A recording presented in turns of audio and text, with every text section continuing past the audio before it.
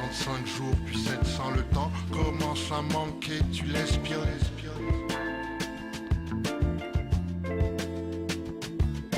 365 jours, puis 700 le temps commence à compter, tu te questionnes.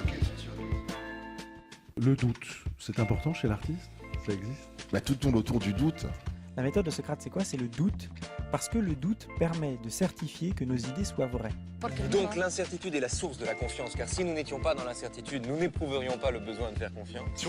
Mais à partir du moment où on les remet trop en question, on n'arrive pas vraiment à être sûr de quelque chose.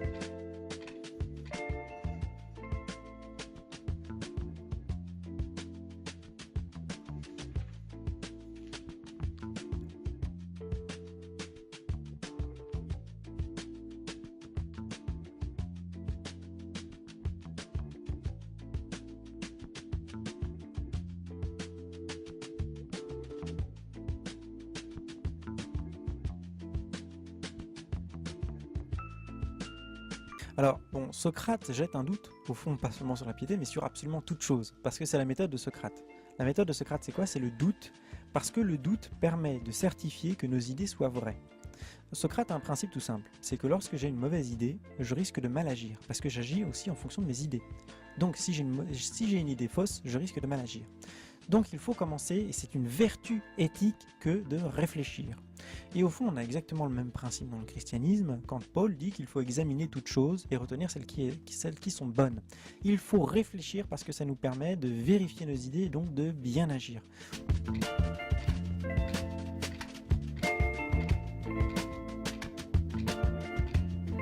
Et que la confiance, dont on fait si grand cas d'ailleurs, qui est vraiment vécue, perçue, comprise par tous comme une vertu, repose sur l'incertitude. S'il n'y a pas d'incertitude, il n'y a pas de confiance. Absolument, mais l'incertitude, c'est d'ailleurs les points de départ. Nous sommes tous dans une vulnérabilité, dans une fragilité qui explique les besoins de faire confiance et d'avoir confiance, mais en même temps, on ne peut jamais tout prévoir. L'incertitude est vraiment quelque chose d'intrinsèque. Tout à l'heure, j'étais en train de marcher, j'ai donné un coup, justement l'impondérable. Et donc, la confiance, c'est une sorte de pari. Il faut parier sur l'existence, il faut parier sur l'autre. Il faut parier aussi sur nous-mêmes tout en sachant qu'en dépit de tout pari, l'impondérable est là et donc les plans peuvent être dérangés à n'importe quel moment. Donc l'incertitude est la source de la confiance, car si nous n'étions pas dans l'incertitude, nous n'éprouverions pas le besoin de faire confiance. De la même manière, si, comme dit Schopenhauer, si Dieu existait, on n'aurait pas besoin d'y croire.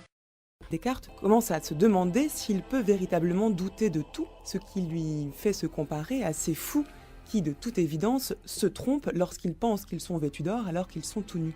Est-ce une manière pour Descartes de redouter que le doute le conduise à la folie? Il a réussi à mettre en doute l'ensemble des réalités qui sont considérées comme sensibles, et tout d'un coup, il procède très souvent ainsi dans les méditations, il se fait une objection, il s'adresse une objection, et il se dit, mais est-ce que le fait qu'une réalité soit sensible constitue un motif suffisant pour continuer à en douter lorsque cette réalité m'est profondément intime? Et c'est pour cela qu'il prend des objets extrêmement proches de lui-même, son propre corps en particulier, et il se dit, certes, il est sensible, il ne le remet pas en cause, mais il se demande si la seule sensibilité de son corps suffit à motiver le doute. Et en effet, comme vous l'aviez très bien dit, la question de la folie apparaît. Se mettre à douter que cette main que je vois ou que ce corps que je sens, se mettre à douter de cela, donc serait une attitude déraisonnable. Puis-je raisonnablement douter de cela? La meilleure preuve de cette analyse peut se trouver dans le doute lui-même. Au fond, si par exemple je me mets à douter de la bouteille qui est en face de moi, pour des raisons d'ordre sensible, ça peut vouloir dire différentes choses. Ça peut d'abord vouloir dire que la bouteille n'est pas une bouteille, que ce que je crois être une bouteille n'est pas une bouteille. Ça peut vouloir dire que j'en ai une perception biaisée. Mais ça peut aller jusqu'à dire que peut-être il n'y a pas du tout de bouteille. C'est l'hypothèse qu'il émet à la fin de l'analyse du célèbre morceau de cire. Il se dit peut-être même n'y avait-il pas de cire. Donc la possibilité que le monde ne soit pas, la possibilité que le monde ne soit qu'une illusion n'est jamais exclue, elle est même fondamentalement impliquée par la logique du doute si on la pousse jusqu'au bout. Que j'ai des représentations n'implique pas l'existence du monde. Sa première démarche est de tout remettre en question. Il commence par les sens. Il dit « voilà une bougie ». On a l'impression qu'il y en a une.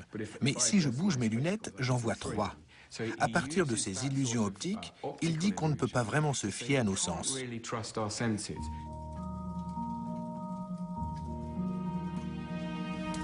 Assis en face d'un feu, on peut sentir sa chaleur, voir sa lumière et entendre le bruit qu'il fait. Mais comme le souligne Descartes, on peut avoir les mêmes sensations dans un rêve. Le monde n'est donc peut-être rien d'autre qu'une illusion. Parce qu'évidemment, on est confronté la plupart des jours à des questions de doute. Donc est-ce qu'on doute par exemple de ce que nos hommes politiques nous disent, de ce qu'on nous raconte à la télévision, de ce que le gouvernement nous dit, etc. Et oui, il faut remettre en question, c'est un de nos devoirs en tant que citoyen, c'est certain. Mais maintenant, pour réussir à trouver un équilibre, je pense que ouais, il y a quand même énormément de boulot à faire. Il faut vraiment se poser la question si la question que l'on se pose vaut la peine d'être posée. Et si c'est pas plutôt essayer de chercher la petite bête noire là où il n'en a pas forcément. Je pense que ça prend une vie entière en fait à réussir à trouver un équilibre. C'est-à-dire, il faut qu'il soit assez fort pour pousser à la recherche et assez doux pour ne pas frustrer l'artiste et le faire tourner en rond.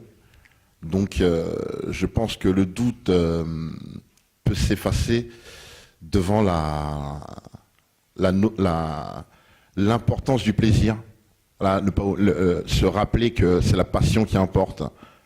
Dès qu'on doute, il faut se rappeler que c'est le cœur qui dirige. Donc si on n'a pas le cœur, vaut mieux fermer la porte, aller dormir un coup. La vérité dépend de celui qui écoute, peu importe ce qu'on dit, le temps révèle tout, le temps fait du bien à l'amour, contrairement à ce qu'on pense, les regrets c'est quand on se gourre concrètement, le mauvais temps n'est pas le froid ou le gris, c'est ce qu'on s'était juré, qu'à force on oublie quand j'arrive pas à écrire. Le mauvais temps, celui qui te ronge, la migraine quand tu t'interroges. Les rêves s'éloignent, tu cours à leur poursuite. En vieillissant, de moins en moins ne plus me poursuivre. La durée de ma chanson est décroissante. Désolé, je ne sais compter que jusqu'à 60. 365 jours plus 700 le temps. Commence à manquer, tu l'espionnes.